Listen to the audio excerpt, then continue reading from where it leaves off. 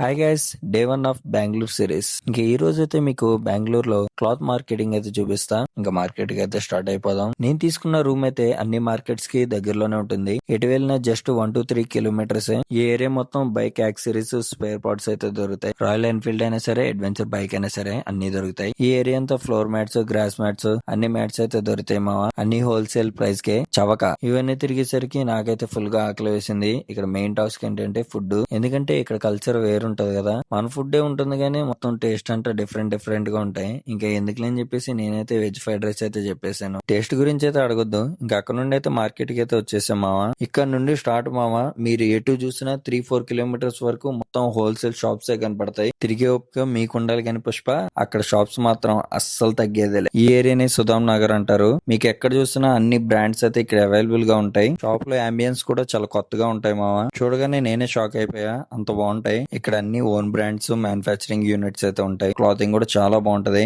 New fabrics and imported fabrics కూడా ఉంటాయి. Shops అన్ని 12:30 or 1 కి అయితే ఓపెన్ చేస్తారు. కంగారు పడి ముందే వెళ్ళిపోకండి. క్లాతింగ్ లో కూడా చాలా క్వాలిటీ అయితే ఉంటుంది మావా. చీప్ మార్కెట్ అయితే అస్సలు కాదు ఇది. హోల్సేల్ చెప్పాననే 1000 కి 10 షర్ట్స్ వస్తాయి అనుకోవద్దు. అస్సలు రావు ఇక్కడ. మీకు కూడా ఈ అడ్రస్ కావాలనుకుంటే నాకైతే డిఎం చేసేయండి, నేనైతే షేర్ చేస్తా. నెక్స్ట్ మార్కెట్ డే 2 సిరీస్ లో అయితే అప్లోడ్ చేస్తా. సైనింగ్ ఆఫ్, మీ పవర్.